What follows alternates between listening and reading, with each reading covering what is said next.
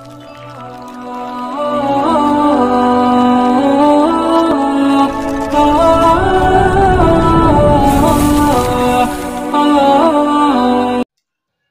اللہ الرحمن الرحیم۔ جو مسئلہ آپ کے سامنے رکھ رہا ہوں وہ یہ ہے کہ نسوار، بیڑی، سگریٹ، حقہ، سنگار، چھالیا، سپاری اور اسی طرح جو ہے پان، گٹکا، اس قسم کی جو چیزیں ہیں، جو منشیات، جو عام طور پر ہلکا سا نشہ اور اس حوالے سے اس کو استعمال کیا جاتا ہے، چیزوں کو پینے کے اعتبار سے، کھانے کے اعتبار سے، یا منہ میں ڈالنے کے اعتبار سے، یا سونگھنے کے اعتبار سے، پھر ایسی چیزوں کا کاروبار اور اس کا استعمال کرنا، اس کا شرعی حیثیت اس کی کیا ہوگی؟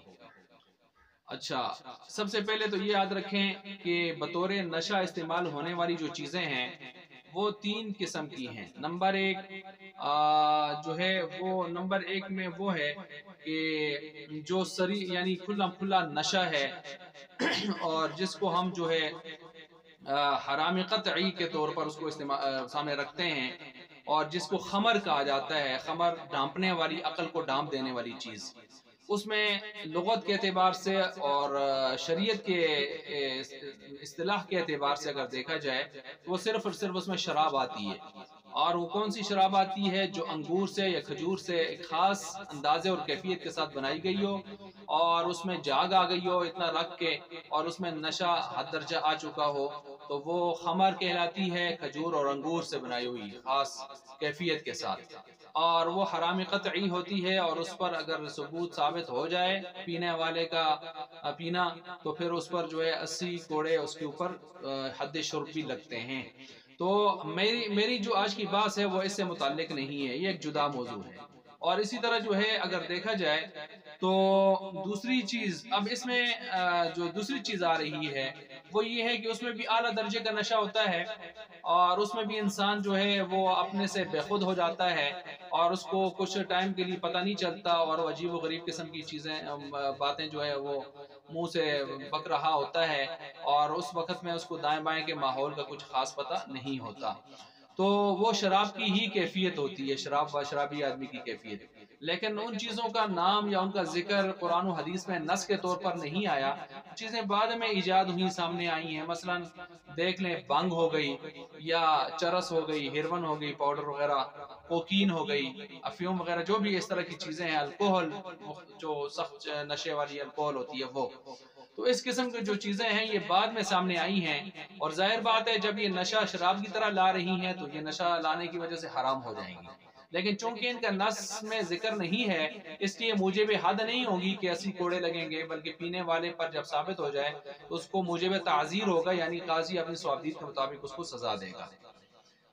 یہ بھی میری باس میں نہیں ہے آج کی اس باس میں، یہ دونوں چیزیں نہیں ہیں۔ میری باس میں تیسری چیز ہے، وہ یہ ہے کہ نشے آور چیزیں ہوتی ہیں، وہ کھانے والی یا پینے والی یا ڈالنے والی منہ میں یا سونگھنے والی، لیکن وہ نہ شراب ہوتی ہے، نہ شراب کی طرح نشہ رکھنے والی دیگر چیزیں جن کا میں نے ذکر کیا وہ ہوتی ہیں، بلکہ وہ اس کے علاوہ چیزیں ہوتی ہیں جن کے میں یعنی ہلکا پھلکا نشہ ہوتا ہے، بعضوں میں زیادہ، بعضوں میں سے کم، ذرا اس سے بھی کم، اس ترتیب سے۔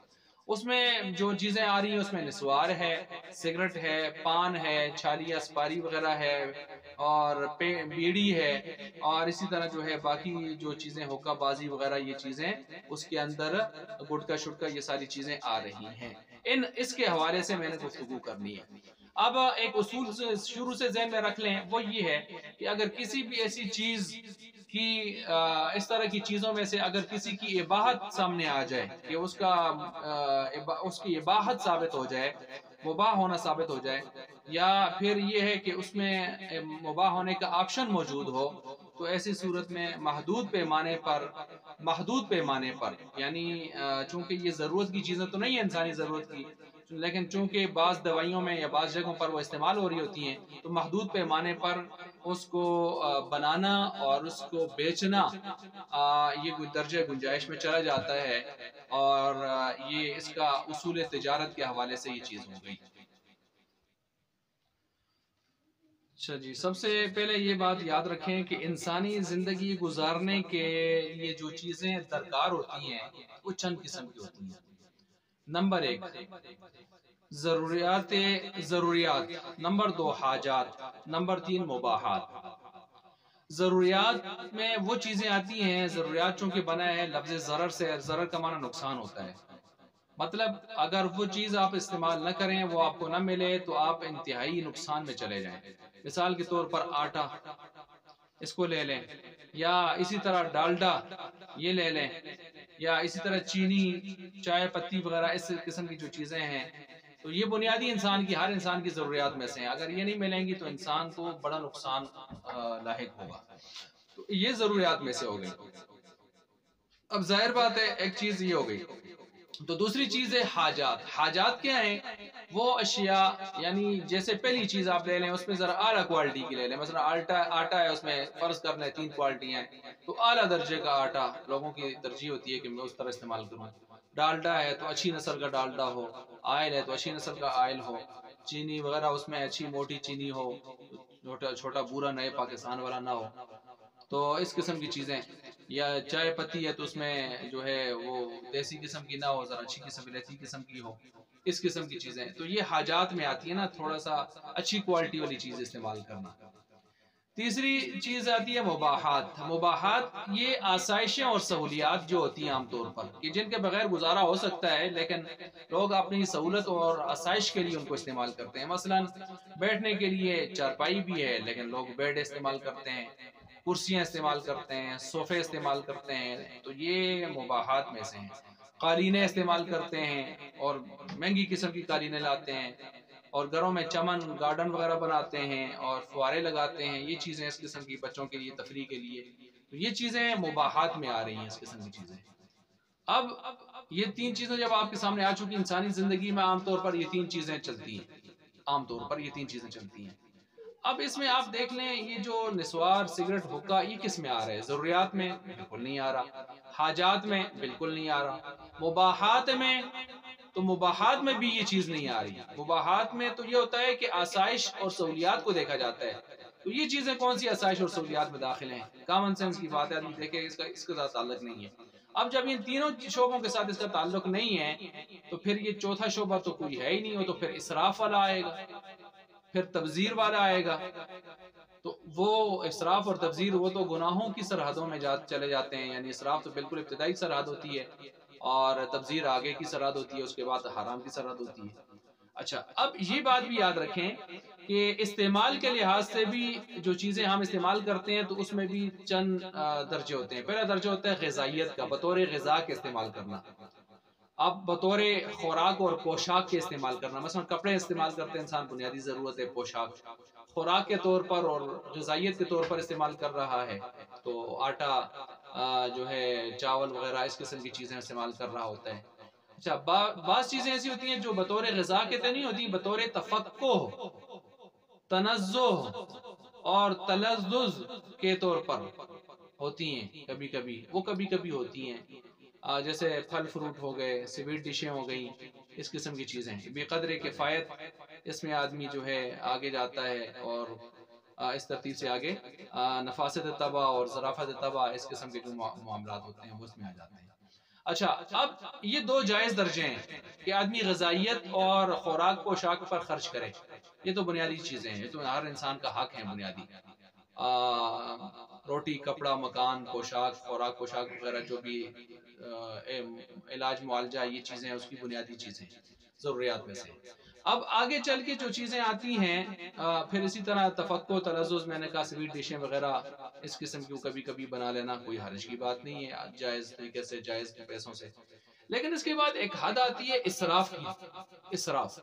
اسراف میں یہ ہے کہ انسان مال کو بے جا خرچ کر رہا ہوتا ہے، اگرچہ گناہوں میں خرچ نہیں کر رہا ہوتا لیکن بے جا خرچ کر رہا ہوتا ہے، بے ضرورت خرچ کر رہا ہوتا ہے، بے حاجت خرچ کر رہا ہوتا ہے، بلکہ مباحات سے بھی آگے جا کے خرچ کر رہا ہوتا ہے، مباحات کے درجے سے بھی۔ مثال کے طور پر ایک واش روم 1.5 لاکھ میں بن سکتا ہے اور یہ اس پر 5 لاکھ کی صرف ٹائلیں لگا رہے ہیں۔ مکان سے باہر ایک دیوار جو ہے وہ 2 لاکھ میں بن سکتی ہے، بڑی دیوار کوئی بھی، اور یہ اس پر جو ہے صرف اس کے اوپر نقش نگاریاں جو کروا رہا ہے وہ 10-10 لاکھ کی نقش نگاریاں ہو رہی ہیں. تو یہ یقیناً اسلام کا مزاج نہیں ہے، یہ اسراف ہے. اور اسراف کے بارے میں قرآن کہتا ہے لا تسرفوا انہ لا يحب المسرفین. اسی طرح دوسرا درجہ، اس کے آگے درجہ آتا ہے چوتھا درجہ تبذیر کا، کہ انسان گناہوں میں خرچ کرنا شروع کر دے.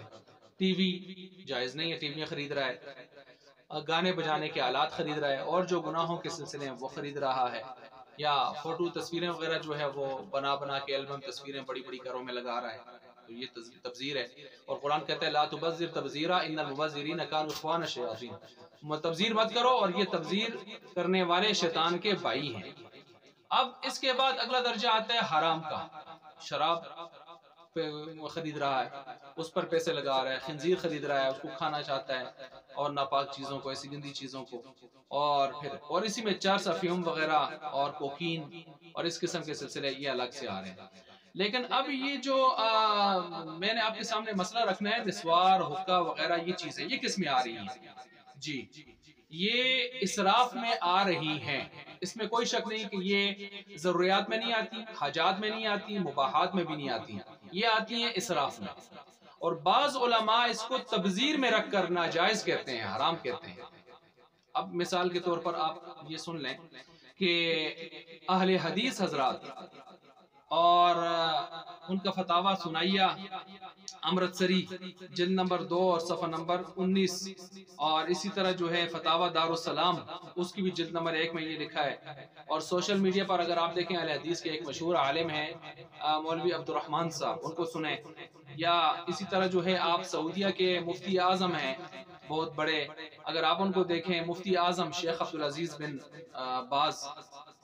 بن باز، وہ اگر ان کو دیکھیں فتویٰ محدث کمیٹی کا سوشل میڈیا پہ ان کا موجود ہے، وہ بھی یہ حضرات تو اس بات پر متفق ہیں کہ یہ جو سگریٹ ہے وہ حرام ہے.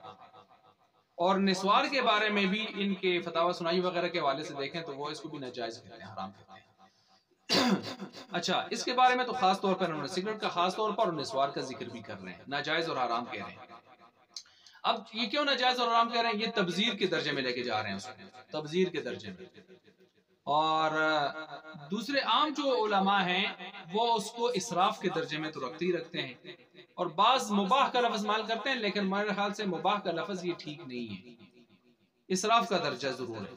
اب ایک طبقہ تو اہل حدیث کا اور ان حضرات کے سعودیہ کے مفتی اعظم ان کا فتویٰ ہے ایک طرف، تو وہ موجود ہے، اس کو بھی دیکھ لینا چاہیے. اور ان کی بھی یقیناً بڑی قوی ان کے دلائل موجود ہیں. وہ کہتے ہیں سگریٹ وغیرہ کے حوالے سے اور نسوار اور خاص طور پر سگریٹ کہ خود ادارہ صحت کو اگر آپ دیکھیں اور کمپنی جو بنانے والی ہے سگریٹ اس کو دیکھیں تو انہوں نے باقاعدہ فوٹو ڈالا ہوتا ہے ڈبی کے اوپر کینسر کا، کے مریض کا، وہ دیکھیں جی ان کے یہ حال ہوتا ہے. اور تمباکو نوشی جو ہے صحت کے لیے مضر ہے، نقصان دہ ہے، ادارہ صحت پاکستان فلاں. تو دنیا میں صرف ایک واحد یہ ادارہ اس سگریٹ کے حوالے سے سچ بول رہا ہوتا ہے کہ جو اپنی جو بیچ بھی رہا ہے سگریٹ بنا کے اور ساتھ کہتا ہے نقصان دہ بھی ہے. باقی دنیا میں کوئی شخص اپنے چیز کو مصنوعات کی جو ہے وہ عیب نہیں بتاتا. یہ مجبور ہیں قانونی اعتبار سے کہ آپ بتائیں، پھر اس کے بعد بھی جو پیتا ہے تو پیتا رہے، جو مرتا ہے تو مرتا رہے. اور ایک اللہ تبارک و تعالیٰ کی ذات ہے کہ اللہ نے ساری کائنات کو بنایا اور کبھی اس دنیا کی تعریف نہیں کی ہے، بلکہ اللہ نے اس دنیا کی مذمت بیان کی ہے. قرآن پورا پڑھ لیں آپ کو دنیا کی مذمت، بلکہ دنیا کا معنی بھی قریب ہونا اور دوسرا معنی ذلیل ہونا، اس کی مذمت بیان کی ہے. تو ایک یہ سگریٹ والے ہم نظر آتے ہیں کہ انہوں نے اوپر لکھ دیا اور فوٹو بھی دے دیا کہ کینسر لگ سکتا ہے، منہ کا کینسر وغیرہ صحیح ہوتا ہے، پھیپڑوں کو کینسر ہوتا ہے، پھیپڑے تباہ ہو جاتے ہیں، اور باقاعدہ پھیپڑوں کے فوٹو بھی ڈالے ہوتے ہیں کہ سگریٹ پینے والے کا کیا حال ہوتا ہے. تو ایک تو ان کی دلیل یہ ہے کہ جب خود ادارے والے اور عالمی ادارے صحت بھی اعتراف کر رہا ہے کہ یہ مضر ہیں اور یہ اس سے موت واقع ہو سکتی ہے اور لوگ اس سے ان کی صحت خراب ہو سکتی ہے اور ہوتی ہے، تو پھر صحت کو خراب کرنے والی چیز، ایسی چیز جو نہ خوراک میں ہو، نہ پوشاک میں ہو، نہ بنیادی ضروریات میں ہو، نہ حاجات میں، نہ مباحات میں، تو آپ اس کو کس طرح جائز کہہ سکتے ہیں؟ ایک دلیل کی ہے اور اچھی خاصی دلیل، مضبوط دلیل ہے. دوسری دلیل یہ ہے کہ نیٹ پر وہ کہتے ہیں جا کے دیکھیں پھیپڑوں کے حال دیکھیں، پھیپڑوں کے فوٹو دیے ہوتے ہیں باقاعدہ، اور اس پر بڑی باتیں ہوتی ہیں کہ سگریٹ پینے والوں کے پھیپڑوں کا یہ حال ہوتا ہے اور پھیپڑے تباہ و برباد ہو جاتے ہیں. آج یہ جو کورونا کے سلسلے چل رہے ہیں نا، تو کورونا کیوں؟ کورونا کا وار بھی پھیپڑوں کے اوپر ہوتا ہے. اور پھیپھڑے تباہ ہو جاتے ہیں تو آدمی مر جاتا ہے. تو اب ایک کورونا تو یہ سگریٹس کی صورت میں لگا ہوا ہے جو خود ہم پی رہے ہیں اور پھیپھڑے تباہ کر رہے ہیں, تو اس کا کیا ہوگا؟ تو اگر اس کورونا پر حکومت نظر ثانی کر رہی ہے, اقدامات کر رہی ہے, تو حکومت کو چاہیے پھر سگریٹ پر بھی پابندی لگائے نا. یہ بھی تو ایک خطرناک کورونا ہے جو انسان خود اپنے ہاتھوں سے اپنے آپ کو لگا رہے ہیں. اچھا, تیسرا جو ہے وہ یہ کہ وہ کہتے ہیں کہ ایذاء الناس بھی ہے اور ایذاء الملائکہ بھی ہے. فرشتے بھی اس سے تنگ ہوتے ہیں, اس کے دائیں بائیں جو فرشتے ہیں اس کی حفاظت کے لیے, اس کے کرامن کاتبین, تو وہ بھی اس سے تنگ ہوتے ہیں. اور مسجد میں آتا ہے تو مسجد کے ماحول میں بھی فرشتے اس سے تنگ ہوتے ہیں, اور نمازیوں کو بھی تکلیف ہوتی ہے, اور کسی مجلس میں بیٹھتا ہے تو وہاں بھی تکلیف ہوتی ہے. اور اس قسم کے سلسلے, بلکہ حج کے موقع پر میرے گروپ میں ایک مرتبہ ایک مستورہ نے, ایک بہن نے مجھے کہا کہ میرے خاوند بہت اچھے ہیں لیکن ان سے کہیں کہ سگریٹ چھوڑ. تو ظاہر بات ہے اس سے لوگ بھی تنگ ہوتے ہیں, اور خاص کر اہلیہ وہ زیادہ اس سے پریشان ہوتی ہے, تو کیونکہ ان کا قرب زیادہ ہوتا ہے اس وجہ سے. تو اس وجہ سے یہ چیزیں چھوڑ دینی چاہیے. اور نسوار کا تو اس کا تو اور بھی زیادہ خطرناک مسئلہ اس لیے ہوتا ہے. ایک آدمی فوت ہوا ہے شیرپور کے اندر, ہمارے ایک دوست ہے وہاں امام تھے, تو کہتے ہیں اس کے بیٹے اس سے بھاگ گئے کیونکہ وہ نسوار کھاتا تھا. تو اس کی جب مر گیا تو اس کے منہ سے جو ہے زرد پانی شروع ہو گیا اور بدبو شروع ہو گئی. اس کے بیٹے اس کے پاس کھڑے نہیں ہو سکتے تھے. تو میں گیا اور منہ پر کپڑا رکھ کے جو ہے بڑی مشکل سے بیٹوں کو میں نے ڈانٹا اور پھر بلایا. تو آخر میں پھر کیسے لوگوں کے کفن بھی بعض دفعہ خراب ہو جاتے ہیں کہ مرنے کے بعد کفن پر بھی ان کا زرد پانی منہ سے نکلتا رہتا ہے. تو کیوں اس طرح کی لعنت آدمی اپناتے ہیں, نسوار یہ سگریٹ والی چیزیں, تو اس سے اجتناب کرنا چاہیے. نمبر 4, نشے کا عنصر بھی اس میں موجود ہے. اب لوگ کہتے ہیں جی اس طرح کا نشہ تو نہیں ہوتا, چرس افیم وغیرہ, ٹھیک ہے مانتے نہیں ہوتا, لیکن اگر چھوڑ دیا جائے نا ایک دن آدھا دن, تو اس کے بعد پھر اس کی حالت دیکھیں, آپ کو پتہ چلے گا کہ وہ کس طرح کا نشہ ہوتا ہے. آدمی پاگل ہوا ہوتا ہے اسے, پاگل اور بے اضطراری کیفیت میں چلا جاتا ہے آدمی, اور وہ کہتا ہے کچھ بھی ہو, کچھ نہ ملے کھانے پینے کے لیے, بس یہ چیز مجھے مل جائے. اس طرح کی حالت ہوتی ہے. تو یہ بھی کوئی معمولی درجے کا نشہ نہیں ہے, اگرچہ اس کا اثر اس طرح نہیں ہوتا شراب اور چرس وغیرہ کی طرح, لیکن جب کچھ وقت تک نہ ملے تو پھر آپ اس کی حالت دیکھیں, وہ دیکھنے کے لائق ہوتی ہے وہ کس طرح ہوتا ہے. اسی طرح مسجد کی بے احترامی بھی ہوتی ہے, مسجد کا ماحول اس سے خراب ہوتا ہے. اور بس اوقات لوگ کیا کرتے ہیں, باہر چپلوں میں نسوار اور سگریٹ رکھ کے آ جاتے ہیں, وہ غائب ہو جاتے ہیں, پھر جا کے بعد گالیاں دیتے ہیں. بعض جیب کے اندر گندی چیزیں رکھ کے جو نمازیں پڑھ رہے ہوتے ہیں, اور وہ بو اپنے جیب میں انہوں نے بری ہوتی ہے, گندگی بری ہوتی ہے. تو یہ بھی ذرا دیکھ لیں. اگرچہ یہ نہیں ہے کہ اب دوسرے علماء تو کہتے ہیں نجس ہے تو ناپاک نماز نہیں ہوگی, اہل حدیث والا حضرات ان میں سے بعض حضرات کا یہ نظریہ ہے, لیکن اس سے نماز تو یہ نہیں کہا جا سکتا کہ اتنی نجس ہے کہ یہ خباثت ہے کہ نماز نہیں ہوگی, لیکن جس طرح ہوگی تو وہ پھر نہیں ہوگی.